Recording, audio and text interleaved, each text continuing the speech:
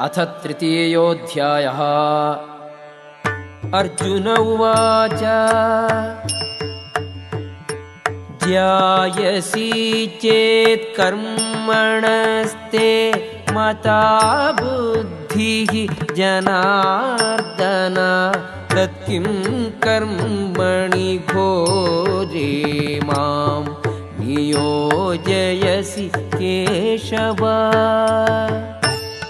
ಅರ್ಜುನನು ಹೇಳಿದನು, ಹೇ ಜನಾರ್ದನ, ಹೇ ಕೇಶವ, ಬುದ್ಧಿಯು ಕಾಮ್ಯಕರ್ಮಕ್ಕಿಂತ ಉತ್ತಮ ಎಂದು ನೀನು ಭಾವಿಸುವುದಾದರೆ ನನ್ನನ್ನು ಈ ಘೋರ ಯುದ್ಧದಲ್ಲಿ ತೊಡಗಿಸಲು ಏಕೆ ಬಯಸುವೆ? ವ್ಯಾಮಿಶ್ರೇಣೇವ ವಾಕ್ಯೇನ ಬುದ್ಧಿಂ ಮೋಹಯಸೀವ ಮೇ ತದೇಕಂ ವದ ನಿಶ್ಚಿತ್ಯ ಯೇನ ಶ್ರೇಯೋಹಂ ಆಪ್ನುಯಾಮ್. ನಿನ್ನ ಸಂದಿಗ್ಧಾರ್ಥದ ಮಾತುಗಳಿಂದ ನನ್ನ ಬುದ್ಧಿಗೆ ಮೋಹವು ಕವಿಯುತ್ತಿದೆ. ಆದುದರಿಂದ ದಯೆಯಿಟ್ಟು ನನಗೆ ಅತ್ಯಂತ ಶ್ರೇಯಸ್ಕರವಾದ ಮಾರ್ಗವನ್ನು ನಿಶ್ಚಯವಾಗಿ ತಿಳಿಸು. ಶ್ರೀ ಭಗವಾನುವಾಚ ಲೋಕೇಸ್ಮಿನ್ ವಿವಿಧಾ ನಿಷ್ಠಾ ಪುರಾ ಪ್ರೋಕ್ತ ಮಯಾ ನಘ ಜ್ಞಾನಯೋಗೇನ ಸಾಂಖ್ಯಾನಾಂ ಕರ್ಮಯೋಗೇನ ಯೋಗಿನಾಂ. ದೇವೋತ್ತಮ ಪರಮಪುರುಷನು ಹೀಗೆ ಹೇಳಿದನು, ಪಾಪರಹಿತನಾದ ಅರ್ಜುನನೇ, ಆತ್ಮ ಸಾಕ್ಷಾತ್ಕಾರವನ್ನು ಪಡೆಯಲು ಎರಡು ಬಗೆಯ ಮನುಷ್ಯರು ಪ್ರಯತ್ನಿಸುತ್ತಾರೆ ಎಂದು ಆಗಲೇ ಹೇಳಿದ್ದೇನೆ. ಕೆಲವರು ಅದನ್ನು ಅನುಭವಗಮ್ಯವಾದ ತತ್ವಜ್ಞಾನದ ಊಹೆಯ ಮೂಲಕ ಸಾಧಿಸಲು ಯತ್ನಿಸುತ್ತಾರೆ. ಕೆಲವರು ಭಕ್ತಿ ಸೇವೆಯ ಮೂಲಕ ಸಾಧಿಸಲು ಯತ್ನಿಸುತ್ತಾರೆ. ನ ಕರ್ಮಣಾಂ ಅನಾರಂಭಾತ್ ನೈಷ್ಕರ್ಮ್ಯಂ ಪುರುಷೋಷ್ಣುತೆ ನ ಚ ಸನ್ಯಸನಾದೇವ ಸಿದ್ಧಿಂ ಸಮಧಿಗಚ್ಚತಿ. ಕಾರ್ಯ ಮಾಡದಿರುವುದರಿಂದಲೇ ಪ್ರತಿಕ್ರಿಯೆಯಿಂದ ಬಿಡುಗಡೆ ದೊರೆಯುವುದಿಲ್ಲ. ವೈರಾಗ್ಯ ಮಾತ್ರದಿಂದಲೇ ಪರಿಪೂರ್ಣತೆಯನ್ನು ಸಾಧಿಸಲು ಸಾಧ್ಯವಿಲ್ಲ. ನಹಿ ಕಶ್ಚಿತ್ ಕ್ಷಣಮಪಿ ಜಾತು ತಿಷ್ಠತ್ಯ ಕರ್ಮ ಕೃತ್ ಕಾರ್ಯತೆ ಹ್ಯವಶಃ ಕರ್ಮ ಸರ್ವಃ ಪ್ರಕೃತಿಯೈರ್ಗುಣೈಃ. ಪ್ರಕೃತಿಯಿಂದ ಬಂದ ಗುಣಗಳಿಗೆ ಅನುಗುಣವಾಗಿ ಕರ್ಮವನ್ನು ಪ್ರತಿಯೊಬ್ಬನೂ ಮಾಡಲೇಬೇಕಾಗುತ್ತದೆ. ಆದುದರಿಂದ ಯಾರೂ ಒಂದು ಕ್ಷಣವಾದರೂ ಏನನ್ನೂ ಮಾಡದೇ ಇರಲು ಸಾಧ್ಯವಿಲ್ಲ. ಕರ್ಮೇಂದ್ರಿಯಾಣಿ ಸಂಯಮ್ಯ ಯ ಆಸ್ತೆ ಮನಸಾ ಸ್ಮರನ್ ಇಂದ್ರಿಯಾರ್ಥಾನ್ ವಿಮೂಢಾತ್ಮ ಮಿಥ್ಯಾಚಾರಃ ಸ ಉಚ್ಯತೆ. ಕರ್ಮೇಂದ್ರಿಯಗಳನ್ನು ನಿಗ್ರಹಿಸಿ ಇಂದ್ರಿಯ ವಿಷಯಗಳಲ್ಲಿ ಮನಸ್ಸು ನೆಟ್ಟ ಮನುಷ್ಯನನ್ನು ವಿಮೂಢಾತ್ಮನೆಂದು ಮಿಥ್ಯಾಚಾರಿ ಎಂದೂ ಕರೆಯುವರು. ಯಸ್ತ್ವಿಂದ್ರಿಯಾಣಿ ಮನಸ ನಿಯಮ್ಯಾರಭತೇರ್ಜುನ ಕರ್ಮೇಂದ್ರಿಯೈಃ ಕರ್ಮಯೋಗಂ ಅಸಕ್ತಃ ಸ ವಿಶಿಷ್ಯತೆ.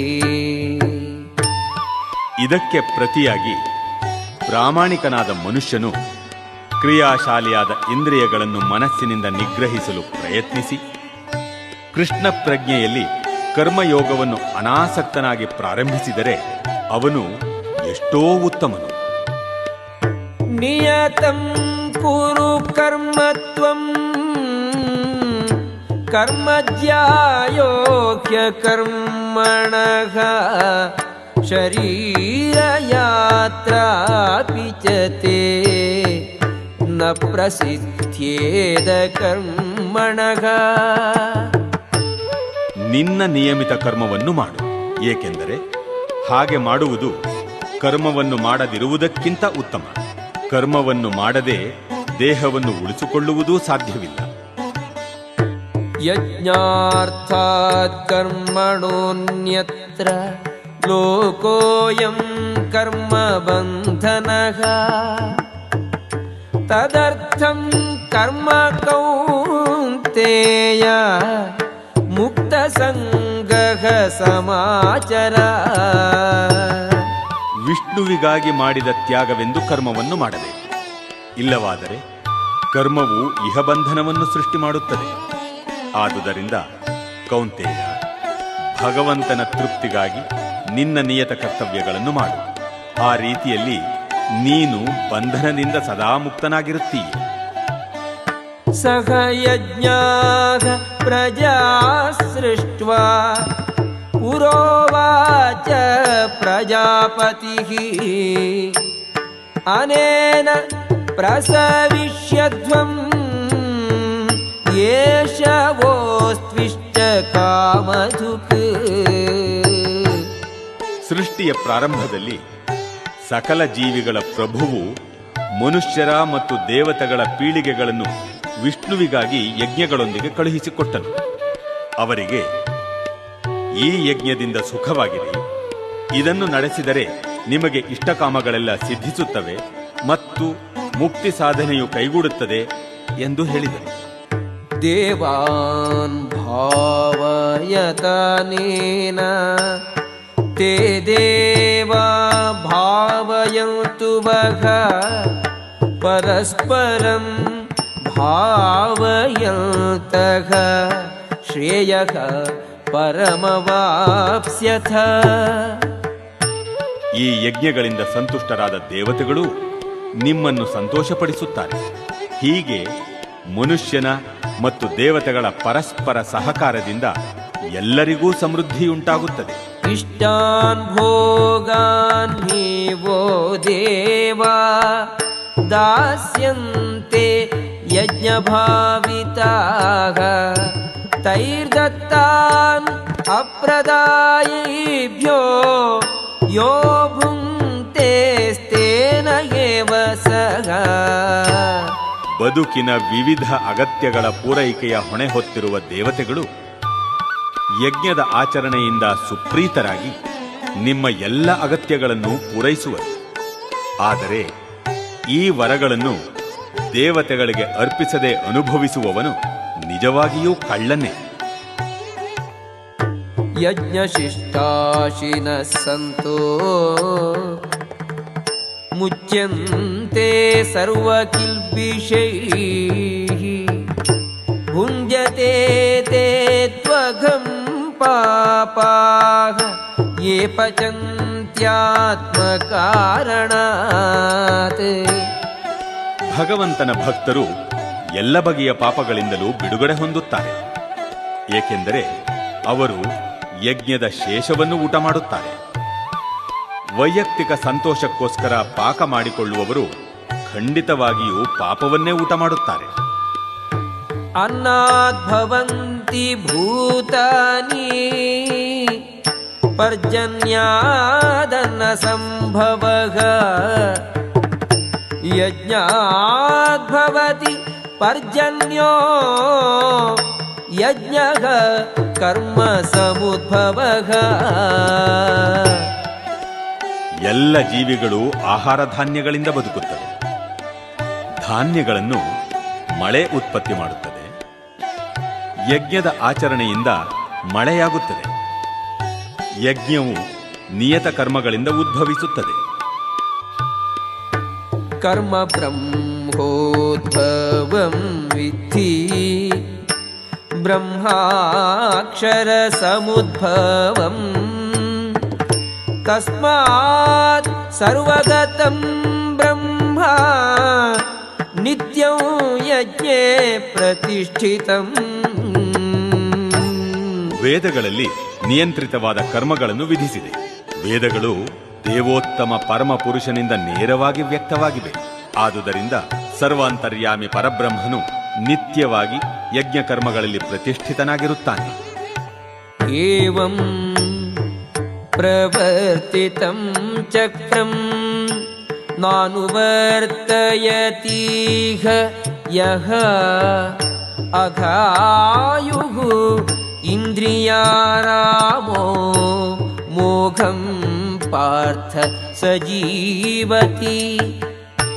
ಅರ್ಜುನ, ವೇದಗಳು ಪ್ರವರ್ತಿಸಿದ ಈ ಯಜ್ಞಚಕ್ರವನ್ನು ಯಾರು ಮಾನವ ಜೀವನದಲ್ಲಿ ಅನುಸರಿಸುವುದಿಲ್ಲವೋ ಅವರದು ನಿಶ್ಚಯವಾಗಿ ಪಾಪವೇ ತುಂಬಿದ ಬದುಕು. ಇಂದ್ರಿಯಗಳ ತೃಪ್ತಿಗಾಗಿಯೇ ಬದುಕುವ ಇಂತಹ ಮನುಷ್ಯನ ಬದುಕು ವ್ಯರ್ಥ. ಯಸ್ತ್ವಾತ್ಮರತಿರೇವ ಸ್ಯಾತ್ ಆತ್ಮತೃಪ್ತಶ್ಚ ಮಾನವಃ ಆತ್ಮನ್ಯೇವ ಚ ಸಂತುಷ್ಟಃ ತಸ್ಯ ಕಾರ್ಯಂ ನ ವಿದ್ಯತೆ. ಯಾವ ಮನುಷ್ಯನು ಆತ್ಮದಲ್ಲಿಯೇ ಸಂತೋಷವನ್ನು ಕಂಡುಕೊಳ್ಳುವನು, ಯಾರ ಮನುಷ್ಯ ಜನ್ಮವು ಆತ್ಮ ಸಾಕ್ಷಾತ್ಕಾರದ ಬದುಕಾಗಿದೆಯೋ, ಯಾರು ಆತ್ಮನಲ್ಲಿಯೇ ಸಂತುಷ್ಟನಾಗಿರುವನೋ ಅವನಿಗೆ ಯಾವ ಕರ್ತವ್ಯವೂ ಇರುವುದಿಲ್ಲ. ನೈವ ತಸ್ಯ ಕೃತೇನಾರ್ಥೋ ನ ಕೃತೇನೇಹ ಕಶ್ಚನ ನ ಚಾಸ್ಯ ಸರ್ವಭೂತೇಷು ಕಶ್ಚಿದರ್ಥವ್ಯಪಾಶ್ರಯಃ.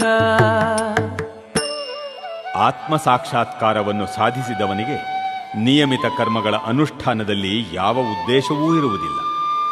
ಅಂತಹ ಕರ್ಮವನ್ನು ಮಾಡದೇ ಇರಲು ಅವನಿಗೆ ಯಾವುದೇ ಕಾರಣವಿರುವುದಿಲ್ಲ.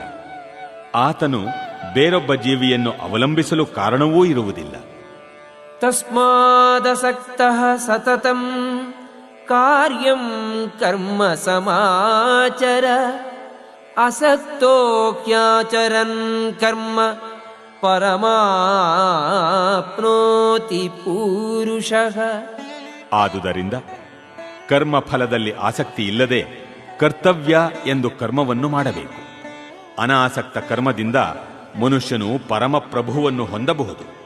ಕರ್ಮಣೈವ ಹಿ ಸಂಸಿದ್ಧಿಂ ಆಸ್ಥಿತಾ ಜನಕಾದಯಃ ಲೋಕಸಂಗ್ರಹಮೇವಾಪಿ ಸಂಪಶ್ಯನ್ ಕರ್ತುಮರ್ಹಸಿ.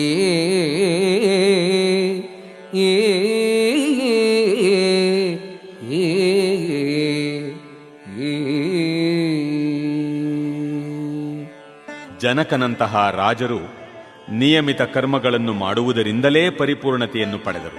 ಆದುದರಿಂದ ಜನಸಾಮಾನ್ಯರಿಗೆ ಶಿಕ್ಷಣ ನೀಡುವುದಕ್ಕಾಗಿ ನೀನು ನಿನ್ನ ಕೆಲಸವನ್ನು ಮಾಡಬೇಕು. ಯದ್ಯದಾಚರತಿ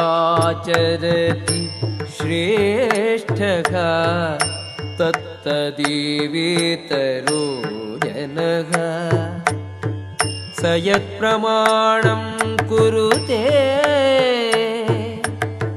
ಲೋಕಃ ತದನುವರ್ತತೆ.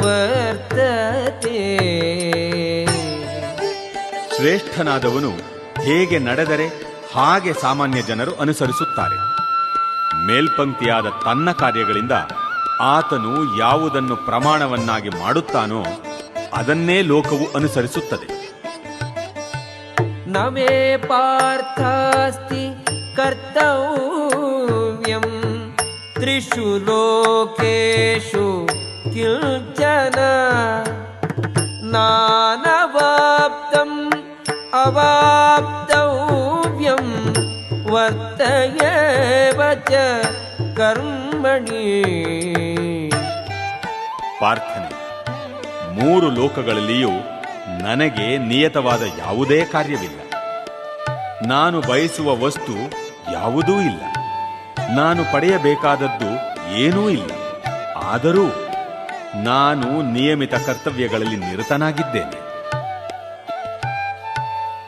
ಯದಿ ಹ್ಯಹಂ ನ ವರ್ತೇಯಂ ಜಾತು ಕರ್ಮಣ್ಯತಂದ್ರಿತಃ ಮಮ ವರ್ತ್ಮಾನುವರ್ತಂತೆ ಮನುಷ್ಯಾಃ ಪಾರ್ಥ ಸರ್ವಶಃ. ಪಾರ್ಥ, ನಾನು ಯಾವಾಗಲೇ ಆಗಲಿ ನಿಯಮಿತ ಕರ್ಮಗಳಲ್ಲಿ ನಿರತನಾಗದೇ ಹೋದರೆ ಎಲ್ಲ ಮನುಷ್ಯರು ನನ್ನ ಮಾರ್ಗವನ್ನು ಅನುಸರಿಸುವರು.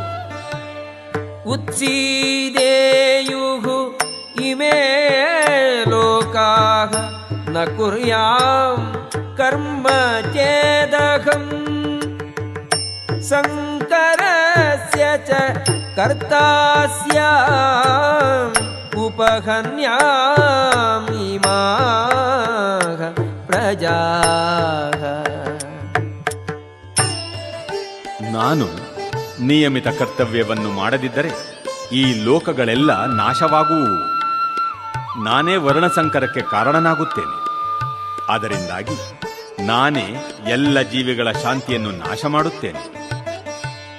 ಸಕ್ತ ಕರ್ಮಣ್ಯ ವಿದ್ವಾಂಸೋ ಯಥಾ ಕುರ್ವಂತಿ ಭಾರತ ಕುರ್ಯಾತ್ ವಿದ್ವಾಂಸ್ತಥಾ ಸಕ್ತಃ ಚಿಕೀರ್ಷುಃ ಲೋಕಸಂಗ್ರಹಂ. ಅಜ್ಞಾನಿಗಳಾದವರು ಹೇಗೆ ಫಲಾಸಕ್ತರಾಗಿ ಕರ್ಮವನ್ನು ಮಾಡುತ್ತಾರೆಯೋ ಹಾಗೆಯೇ ವಿದ್ವಾಂಸರು ಆಸಕ್ತಿಯಿಲ್ಲದೆ ಜನಸಾಮಾನ್ಯರನ್ನು ಯೋಗ್ಯ ಮಾರ್ಗದಲ್ಲಿ ಕರೆದೊಯ್ಯಲು ಕರ್ಮವನ್ನು ಮಾಡಬೇಕು. ನ ಬುದ್ಧಿಭೇದಂ ಜನಯೇತ್ ಅಜ್ಞಾನಾಂ ಕರ್ಮಸಂಗಿನಾಂ ಜೋಷಯೇತ್ ಸರ್ವಕರ್ಮಾಣಿ ವಿದ್ವಾನ್ ಯುಕ್ತಃ ಸಮಾಚರನ್. ನಿಯತ ಕರ್ತವ್ಯಗಳ ಕರ್ಮಫಲಕ್ಕೆ ಅಂಟಿಕೊಂಡಿರುವವರ ಕೆಲಸವನ್ನು ನಿಲ್ಲಿಸಿಬಿಟ್ಟರೆ ಅವರ ಬುದ್ಧಿ ಕಲಕುತ್ತದೆ. ಆದುದರಿಂದ ವಿದ್ವಾಂಸನು ಅವರ ಕೆಲಸವನ್ನು ನಿಲ್ಲಿಸಿಬಿಡಬಾರದು. ಭಕ್ತಿ ಭಾವದಿಂದ ಕೆಲಸ ಮಾಡಿ ಆತನು ಅಜ್ಞಾನಿಗಳನ್ನು ಕೃಷ್ಣ ಪ್ರಜ್ಞೆಯ ಕ್ರಮಕ್ರಮವಾದ ಬೆಳವಣಿಗೆಗಾಗಿ ಎಲ್ಲ ಬಗೆಯ ಚಟುವಟಿಕೆಗಳಲ್ಲಿ ತೊಡಗಿಸಬೇಕು. ಪ್ರಕೃತೆ ಕ್ರಿಯಮಾಣಾನಿ ಗುಣೈಃ ಕರ್ಮಾಣಿ ಸರ್ವಶಃ ಅಹಂಕಾರ ವಿಮೂಢಾತ್ಮ ಕರ್ತಾಹಮಿತಿ ಮನ್ಯತೆ. ಕಾರ್ಯಗಳನ್ನು ವಾಸ್ತವವಾಗಿ ಪ್ರಕೃತಿಯ ತ್ರಿಗುಣಗಳೇ ಮಾಡುತ್ತವೆ. ಆದರೆ ಅಹಂಕಾರದಿಂದ ಮೂಢನಾದವನು ತಾನೇ ಕಾರ್ಯಗಳನ್ನು ಮಾಡುತ್ತೇನೆ ಎಂದು ಭಾವಿಸುತ್ತಾನೆ.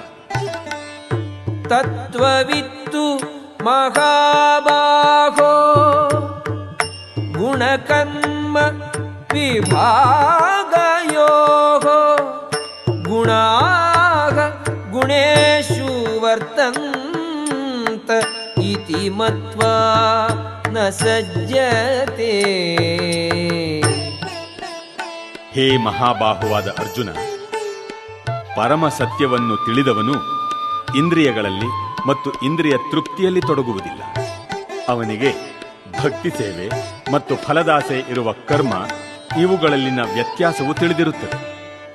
ಪ್ರಕೃತೆ ಗುಣಸಮ್ಮೂಢಾಃ ಸಜ್ಜಂತೆ ಗುಣಕರ್ಮಸು ತಾನ ಕೃಷ್ಣವಿದೋ ಮಂದಾನ್ ಕೃಷ್ಣವಿನ್ನ ವಿಚಾರಯೇತ್.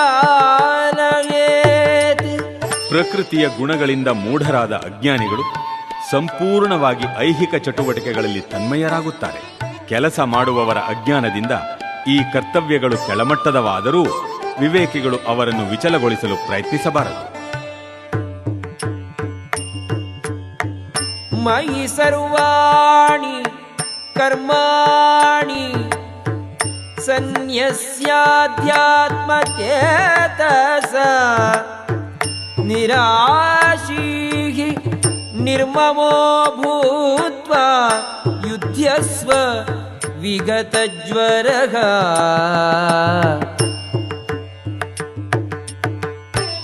ಆದುದರಿಂದ ಅರ್ಜುನ, ನಿನ್ನ ಎಲ್ಲ ಕರ್ಮಗಳನ್ನು ನನಗೆ ಅರ್ಪಿಸಿ ನನ್ನನ್ನು ಸಂಪೂರ್ಣವಾಗಿ ಅರಿತುಕೊಂಡು ಫಲಾಪೇಕ್ಷೆ ಇಲ್ಲದೆ, ಒಡೆತನದ ಭಾವವಿಲ್ಲದೆ, ಜಡತ್ವವಿಲ್ಲದೆ ಯುದ್ಧ ಮಾಡು.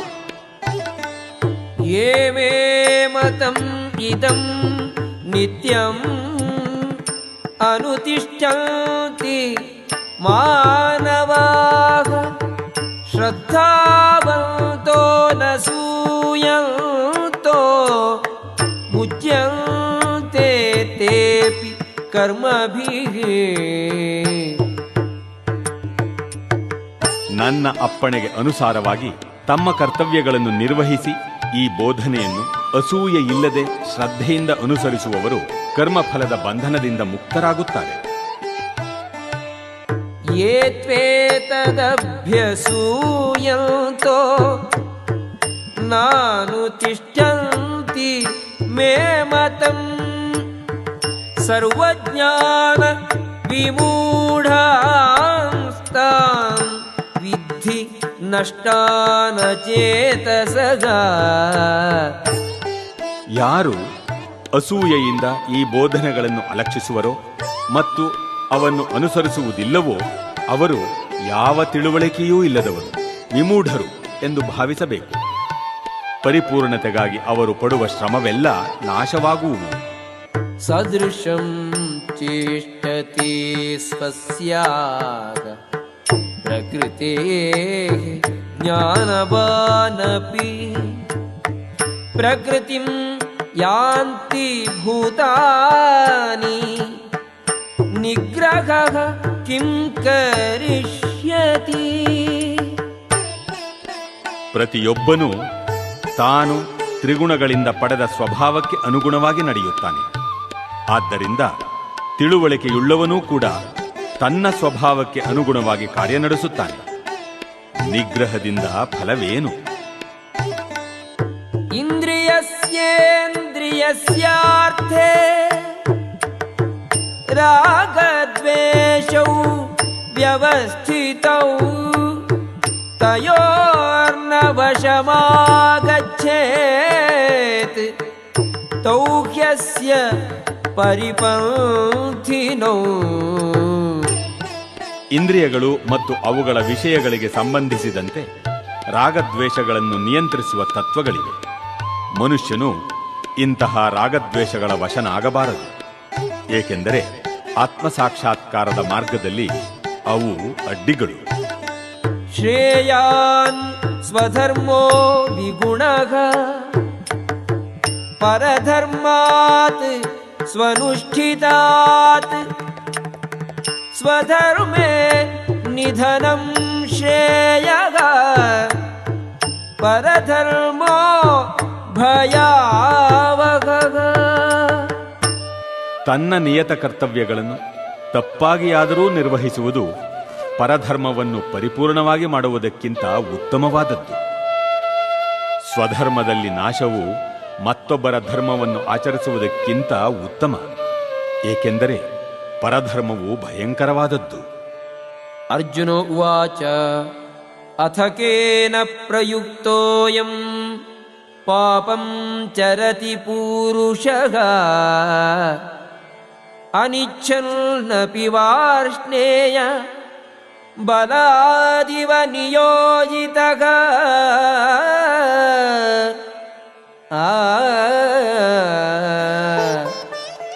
ಅರ್ಜುನನು ಹೇಳುತ್ತಾನೆ, ವೃಷ್ಣಿಯ ಸಂತತಿಯವನಾದ ಕೃಷ್ಣನೇ, ಮನುಷ್ಯನು ಇಷ್ಟವಿಲ್ಲದಿದ್ದರೂ ಬಲಾತ್ಕಾರದಿಂದ ಪಾಪ ಕಾರ್ಯಗಳನ್ನು ಮಾಡಲು ಯಾವುದರಿಂದ ಪ್ರಚೋದಿತನಾಗುತ್ತಾನೆ? ಶ್ರೀ ಭಗವಾನುವಾಚ ಕಾಮಯೇಷ ಕ್ರೋಧಯೇಷ ರಜೋಗುಣ ಸಮುದ್ಭವಃ ಮಹಾಶನೋ ಮಹಾಪಾಪ್ಮಾ ವಿದ್ಯೇನಮಿಹ ವೈರಿಣಂ. ದೇವೋತ್ತಮ ಪರಮಪುರುಷನು ಹೇಳಿದನು, ಅರ್ಜುನ, ರಜೋಗುಣದ ಸಂಪರ್ಕದಿಂದ ಹುಟ್ಟಿ ಅನಂತರ ಕ್ರೋಧವಾಗಿ ಮಾರ್ಪಡುವ ಕಾಮವೇ ಇದಕ್ಕೆ ಕಾರಣವಾಗುತ್ತದೆ. ಇದು ಎಲ್ಲವನ್ನೂ ನುಂಗಿ ಹಾಕುವ ಈ ಜಗತ್ತಿನ ಪಾಪಪೂರಿತ ಶತ್ರು.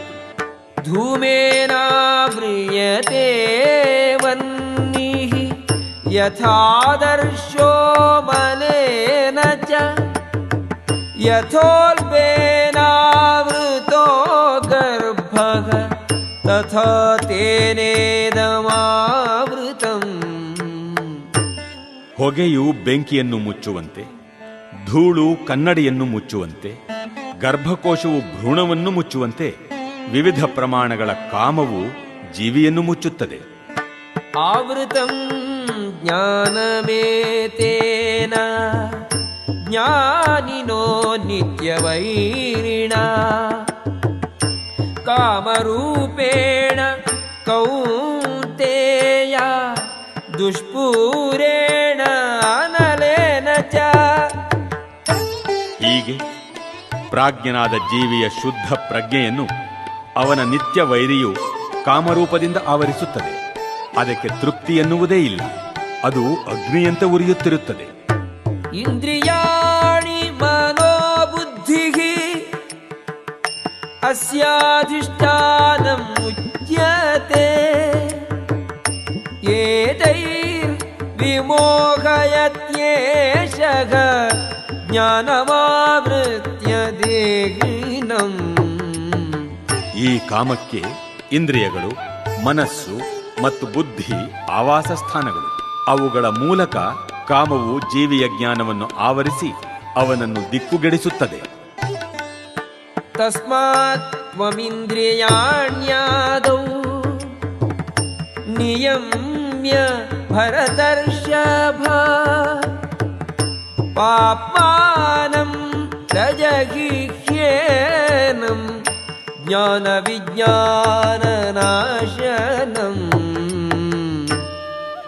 ಆದುದರಿಂದ ಭರತವಂಶಜರಲ್ಲಿ ಶ್ರೇಷ್ಠನಾದ ಅರ್ಜುನ ಪ್ರಾರಂಭದಲ್ಲಿಯೇ ಇಂದ್ರಿಯಗಳನ್ನು ನಿಯಂತ್ರಿಸಿ ಪಾಪದ ಮಹಾಸಂಕೇತವಾದ ಕಾಮಕ್ಕೆ ಕಡಿವಾಣ ಹಾಕು.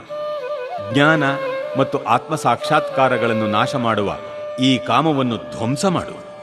ಇಂದ್ರಿಯಾಣಿ ಪರಾಣ್ಯಾಹುಃ ಇಂದ್ರಿಯೇಭ್ಯಃ ಪರಂ ಮನಃ ಮನಸಸ್ತು ಪರಾ ಬುದ್ಧಿಃ ಯೋ ಬುದ್ಧೇಃ ಪರತಸ್ತು ಸಹ.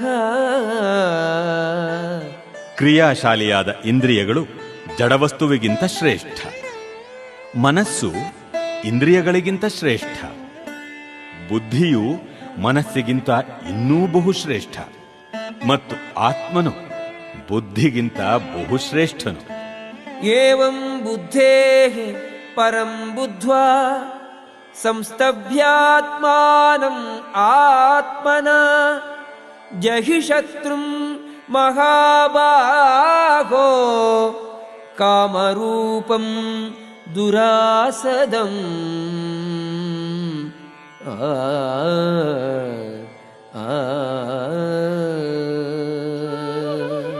ಮಹಾಬಾಹುವಾದ ಅರ್ಜುನನೇ, ಭೌತಿಕ ಇಂದ್ರಿಯಗಳು, ಮನಸ್ಸು ಮತ್ತು ಬುದ್ಧಿ ಇವೆಲ್ಲವನ್ನೂ ಮನುಷ್ಯನು ಮೀರಿದವನು.